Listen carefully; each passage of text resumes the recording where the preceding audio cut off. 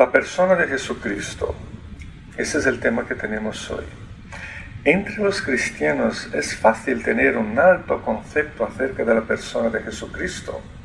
Por ejemplo, muchos lo consideramos un gran maestro, un gran líder religioso, un humanitario, un superprofeta o incluso un hombre casi divino. Eso entre los cristianos, ¿no? Entre los que no son cristianos también están los que lo consideran un gran ejemplo de vida. Otros simplemente una figura que se apegó a una historia lejana y ya no nos dice mucho, ¿no? Pero para una gran mayoría, aquí en nuestro contexto, se trata de un hombre que se asocia a una institución conocida por iglesia, ¿no? Un hombre que se asocia a una institución arcaica, caducada, opresiva y que ya no tiene lugar en nuestra época. Este es Jesucristo, ¿no? Esta institución opresiva que ya ha perdido su lugar en la historia.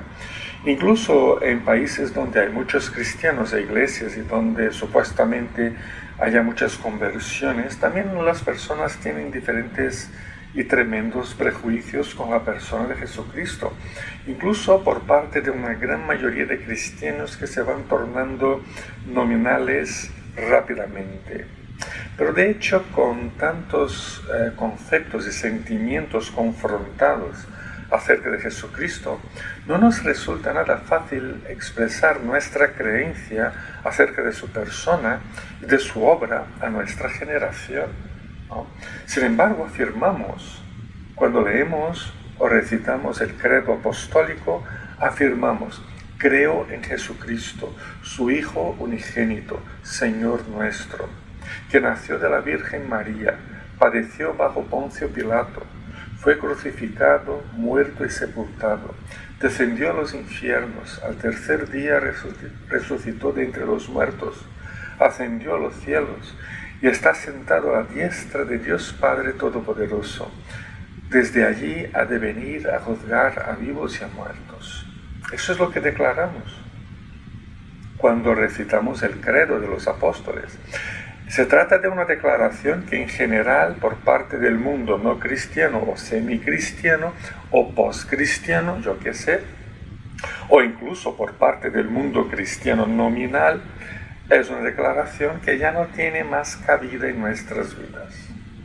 Sin embargo, es la parte más extensa del credo de los apóstoles, lo que nos muestra la importancia dada a la persona y a la obra de Cristo como el fundamento de la existencia del cristianismo y de los cristianos.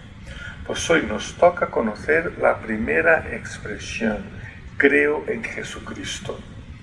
Además de ser una afirmación de fe que exige de uno una buena dosis de valor, me refiero al valor o al poder que nos viene de parte del propio Dios, de Cristo y del Espíritu Santo, pues también se trata de una afirmación que define quiénes somos ante Cristo. ¿Quiénes somos ante Cristo? Porque si decimos creo en Jesucristo y todo lo que viene en el credo, ya nos definimos como cristianos genuinos frente a Cristo. Pero ¿qué nos trae esta afirmación de fe? Creo en Jesucristo. Primero de todo, vamos a ver un poquito el nombre Jesucristo. El nombre Jesucristo. En Mateo capítulo 1, 16 leemos las siguientes palabras: y Jacob fue padre de José, que fue esposo de María, de la cual nació Jesús, llamado Cristo. En realidad son dos palabras distintas que fueron unidas a una sola persona.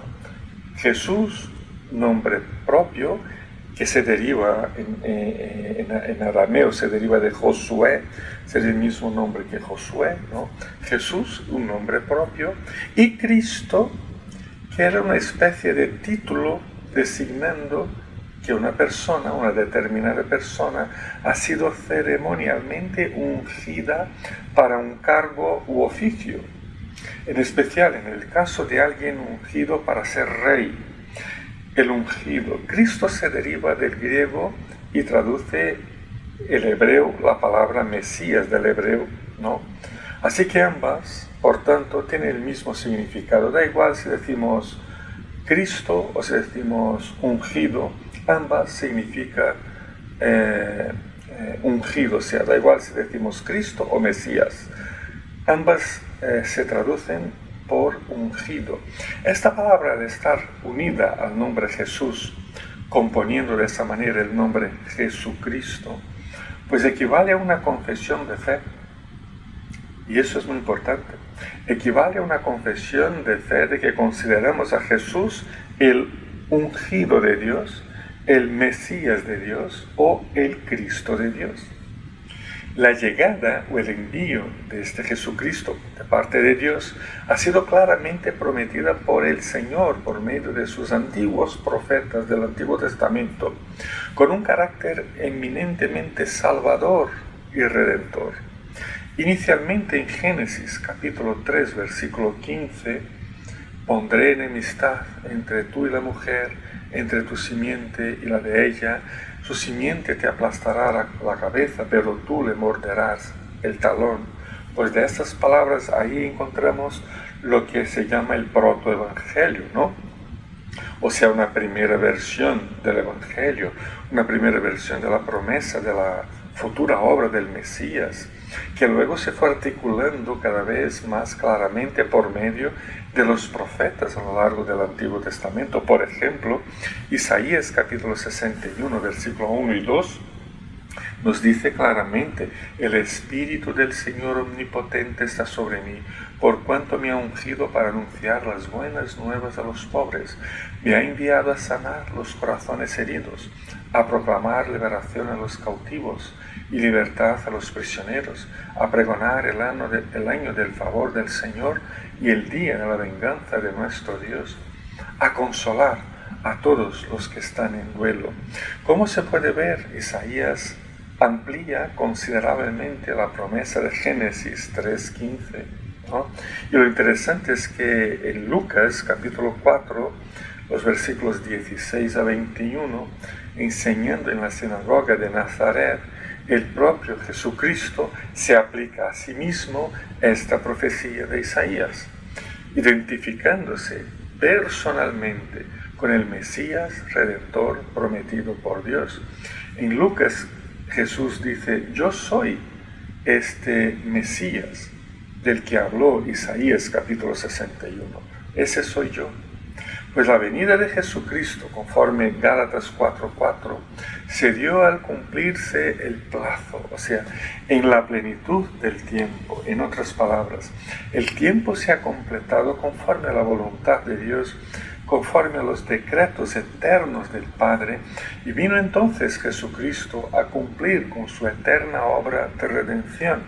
El Señor siempre actuó y lo sigue haciendo en el tiempo cierto y oportuno, un tiempo definido eternamente por Él mismo, por medio de los eventos históricos y humanos, pero el Señor actuó y lo sigue haciendo para la realización plena de sus ideales de salvación eterna.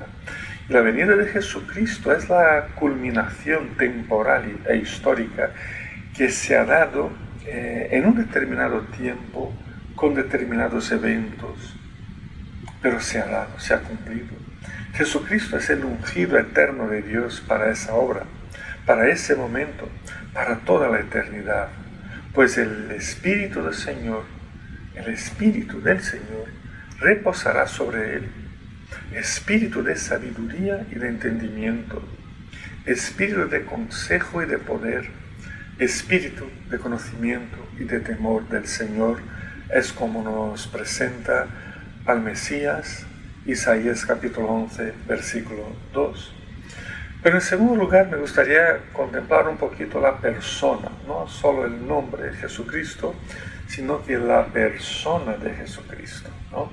La persona de Jesucristo.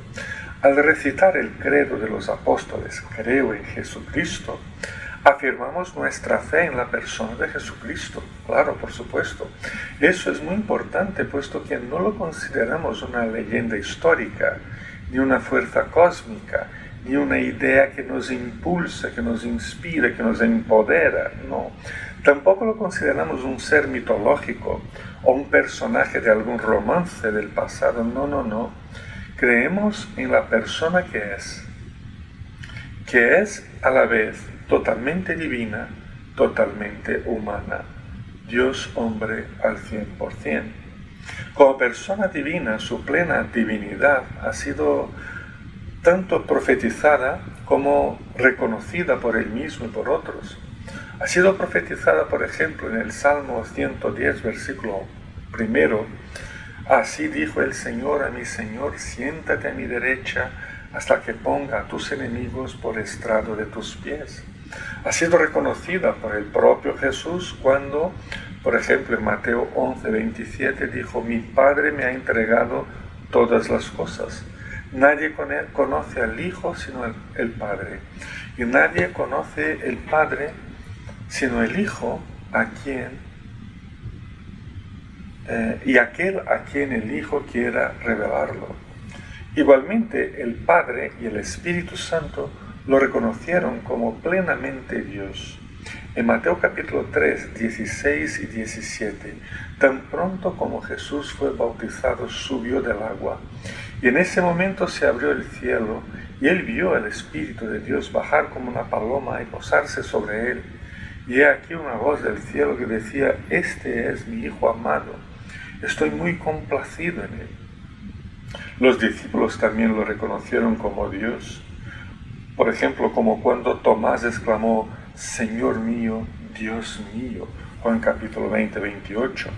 O el apóstol Pablo en 1 Timoteo 3, 16, cuando dice, no hay duda de que es grande el misterio de nuestra fe. El que se manifestó como hombre, fue vindicado por el Espíritu, visto por los ángeles, proclamado entre las naciones, creído en el mundo, recibido en la gloria. Incluso los propios demonios reconocen su divinidad, como cuando Satanás se dirige a Cristo por medio de un hombre endemoniado y dice, ¿por qué te entrometes, Jesús de Nazaret? ¿Por qué te entrometes, Jesús de Nazaret? Impresionante, ¿no? Has venido a destruirnos. Yo sé quién eres tú, el Santo de Dios. Y esto lo tenemos en Marcos capítulo 1, versículo 24. Pero además de plenamente Dios, Jesucristo en su persona es también plenamente hombre. La Biblia lo presenta como una persona totalmente humana. Jesús, por tanto, es perfectamente humano, pero sin pecado alguno, ¿no? Pero sin pecado alguno. ¿Quién de vosotros puede probar que soy culpable de pecado? ¿No? Pregunta Jesús a los judíos en Juan 8:46. ¿No? ¿Alguien me puede culpar de algún pecado? Pues no. También su humanidad ha sido profetizada por el Antiguo Testamento. En Génesis 3:15, que ya lo hemos mencionado, pero también en Isaías 7:14, ¿no? Que dice, el Señor mismo os dará una señal, la joven concebirá y dará a luz un hijo y lo llamarán Emmanuel, ¿no? Ha nacido como un bebé, eso es totalmente humano. Él mismo también reconoce su humanidad al reconocer que como hombre no solo vivía de pan, sino que también vivía de toda la palabra que sale de la boca de Dios. Mateo 4:4.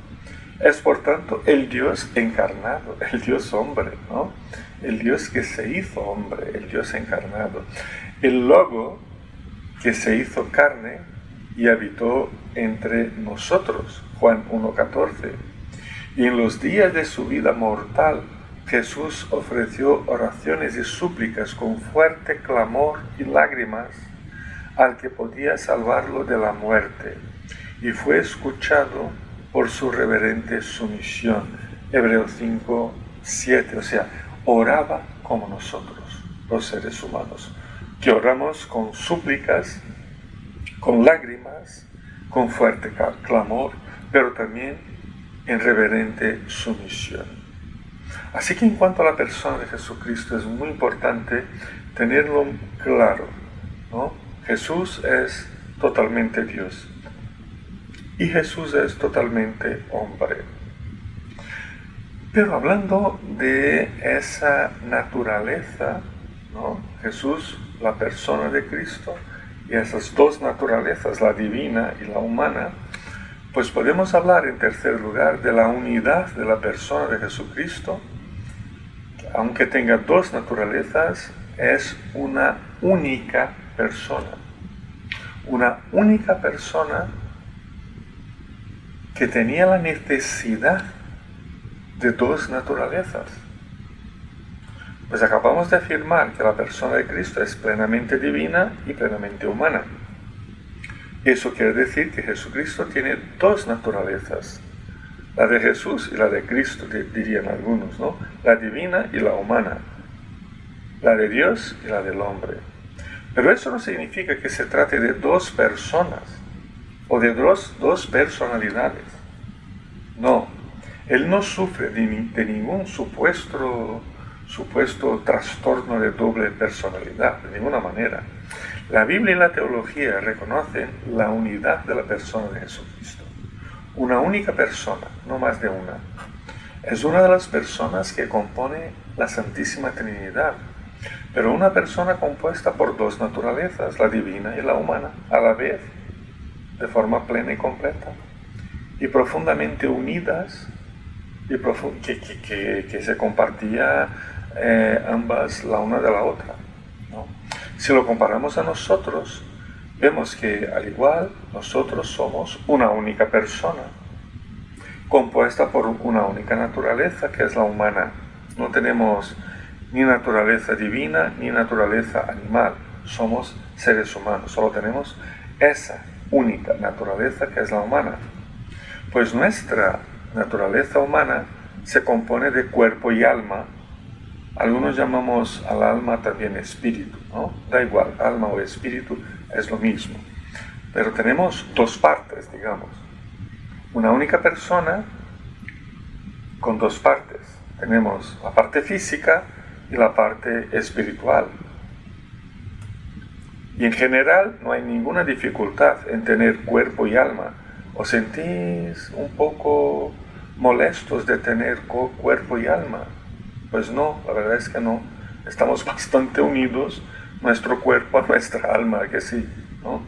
Pues la naturaleza humana de Cristo también se compone de cuerpo y alma humanos.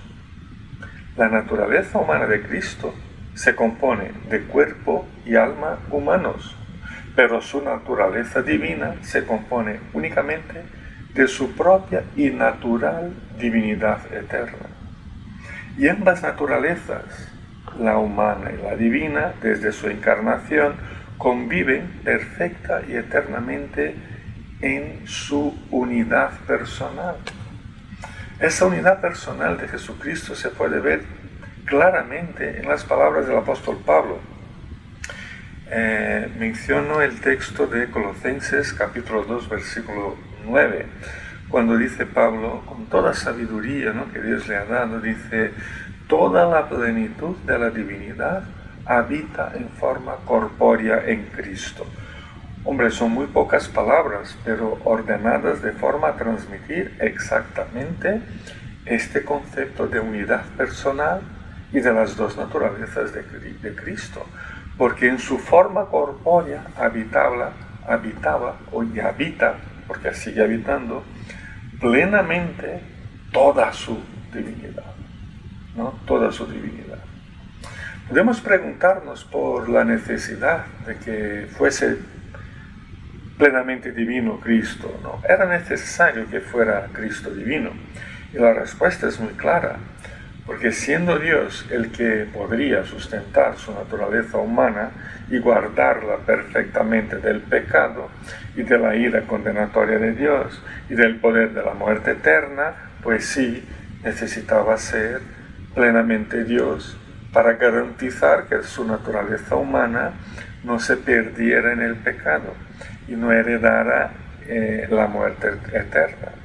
Así que como Dios pudo dar valor y eficacia a sus sufrimientos, a su obediencia y a su intercesión, A veces decimos, no, es que hay gente que tuvo una muerte más cruel o con mucho más dolor que un crucificado del primer siglo. Pero no es la intensidad de dolor y la cantidad de sangre que se pierde o que ha perdido Cristo en su muerte. No, lo que le da valor, lo que torna su muerte eficaz, eternamente eficaz para la salvación, es la presencia de Dios en esa muerte. Por ser plenamente Dios, pudo satisfacer de forma absoluta y definitiva la justicia demandada por el tribunal divino. Si se presentara únicamente como hombre ante el tribunal divino, sería un hombre más. Sería como tú o yo. O sea, no tendríamos a dónde ir, ¿no? Pero únicamente siendo Dios es por lo que pudo pagar el coste eterno de su vida, de la vida de su pueblo, y dar a ese pueblo su espíritu y su salvación eterna. Así que sí era necesario que Cristo fuera Dios, el Dios encarnado. Pero era necesario que quien pagara nuestra deuda eterna con Dios fuera el propio Dios. Solo así Él pudo cumplir perfectamente la ley, porque como hombres no podemos cumplir ni una pizca de la ley, ¿no? Algo imposible, absolutamente imposible a cualquier ser humano. ¿Por qué? ¿Por qué nos es imposible? Porque somos meramente humanos, dice Romanos 7:14. Somos meramente humanos y estamos benditos como esclavos al pecado. Por eso nos es imposible. Nosotros jamás podríamos haber pagado esa deuda eterna con Dios. ¿Cómo Dios, Cristo, nos pudo revelar al Padre? Y nos reveló también su propia obra de salvación eterna. Él se nos reveló a sí mismo como el poder de Dios para la salvación de todos los que creen. Romanos 1:16, ¿no? Juan 1:18, cuando dice, al Dios que nadie lo ha visto nunca, el Hijo unigénito, quien es Dios y que vive en unión íntima con el Padre, nos lo ha dado a conocer. Siendo Dios, Jesucristo ha derrotado definitivamente a Satanás. Satanás ya está atado, ¿no? Ya no puede quitar la salvación de nuestros corazones, ni de nuestro ni de nadie. Jesucristo, siendo Dios, ha derrotado definitivamente a Satanás, sacándonos de sus dominios, donde nuestra propia naturaleza vivía esclavizada.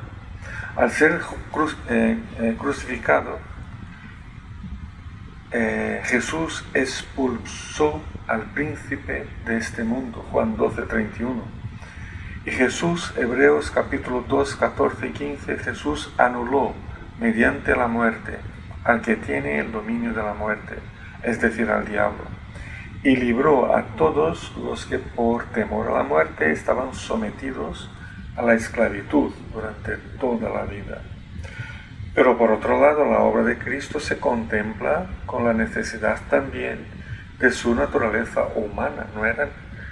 Era necesario que fuera Dios, pero también era necesario que fuera hombre, porque únicamente como hombre es que pudo sustituirnos perfectamente al obedecer y cumplir de forma cabal toda la ley, al asumir y sufrir personalmente toda nuestra condenación eterna e interceder por nosotros, solidarizándose completamente con nuestra situación humana.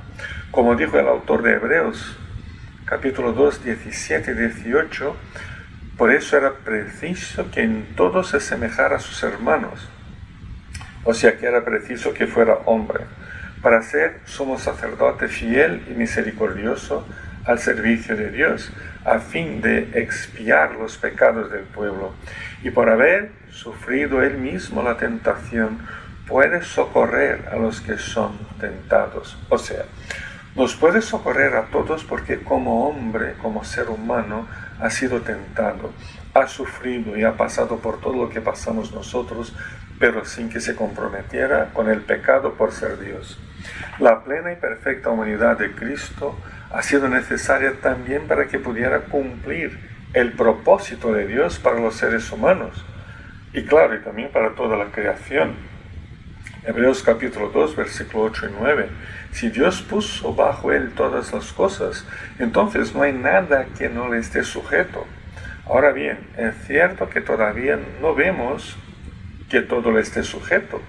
Sin embargo, vemos a Jesús, que fue hecho un poco inferior a los ángeles, o sea, fue hecho hombre, coronado de gloria y honra por haber padecido la muerte. Así, por la gracia de Dios, la muerte que él sufrió resulta en beneficio de todos. Por eso era importante que fuera hombre, al igual que Dios. De esa manera Jesús puede representar genuinamente a todo su pueblo, pues es únicamente por medio de él que Dios trata con los suyos, porque solo hay un Dios y un solo mediador entre Dios y los hombres. Jesucristo, hombre, dice Pablo, 1 Timoteo 2:5, ¿no? Y 1 Corintios 15:22, así como en Adán todos mueren, también en Cristo todos volverán a vivir. Por lo tanto, si unimos la necesidad de Jesucristo tener ambas naturalezas, la divina y la humana, en su única persona, o sea, plenamente Dios, plenamente hombre a la vez, podemos entonces comprender la necesidad de ambas naturalezas en una sola persona, que es para que las propias obras de cada naturaleza, la divina y la humana, pudiesen ser aceptadas por Dios a favor nuestro, y para que confiemos nosotros en ellas como obras realizadas por la persona entera y completa de Jesucristo. Eso quiere decir que era necesario que el hombre Jesucristo cargara con la culpa y la condenación eterna de todo el pecado de los seres humanos, cumpliendo así el propósito condenatorio de la ley divina, y a la vez que el Dios Jesucristo tuviera la capacidad de cumplirla, de soportar la justa ira divina y atribuirle a su sacrificio un valor redentor y eterno. Esa idea la vemos claramente desarrollada por el autor de Hebreos. Todo el libro de Hebreos es muy importante en ese sentido, sobre todo en capítulo 9, versículo 23 a 28, ¿no? Todo eso significa que la naturaleza divina de Cristo no ha sido humanizada. No era un Dios que se humanizó. O tampoco podemos decir que era un hombre que se divinizó. No. Es plenamente hombre con todas las propiedades no pecaminosas de la humanidad y a la vez plenamente Dios con todas las propiedades y perfecciones divinas. Conclusión. Podemos decir, para concluir, que al profesar, conforme leemos en el credo apostólico, creo en Jesucristo, siguiendo las palabras del credo, en primer lugar, que de hecho no alcanzamos a comprender exhaustivamente el tema. Eso es lo primero que tenemos que concluir, ¿no? Que no alcanzamos a comprender exhaustivamente a la persona de Cristo. Sin embargo, haremos bien al permitir que nuestra mente y nuestro corazón sean guiados por estas enseñanzas de la palabra de Dios. La segunda conclusión es, reconociendo la persona y las naturalezas humana y divina de Cristo, pues lo conoceremos mejor, lo adoraremos mejor, le serviremos mejor, nos relacionaremos mejor con nuestro Redentor. Así que es importante reconocer que creemos en Cristo. Una tercera conclusión es que reconocemos que el gran amor de Dios por toda la humanidad se demuestra claramente por el hecho de que su Hijo no vino a nosotros únicamente como Dios o como un ángel, sino que nos vino como Dios hombre en toda su plenitud, identificándose con nosotros. Y la cuarta y última conclusión es que estamos convencidos de que la genuina piedad bíblica empieza por la correcta comprensión del misterio de la persona y de la obra de Jesucristo. Si queremos ser piadosos, conforme la Biblia nos enseña, si queremos vivir una genuina espiritualidad cristiana, pues esa espiritualidad y esa piedad empiezan por tener una comprensión correcta, adecuada, de ese misterio que es la persona de Cristo y de su obra de redención. Porque eso es lo que va a definir la correcta relación de eternidad que mantenemos con Él. Bueno, nos quedamos por aquí. En los próximos estudios seguiremos con las afirmaciones de fe del credo apostólico acerca de la persona de Jesucristo y de su relación con nosotros. Que Dios nos bendiga. Hasta pronto.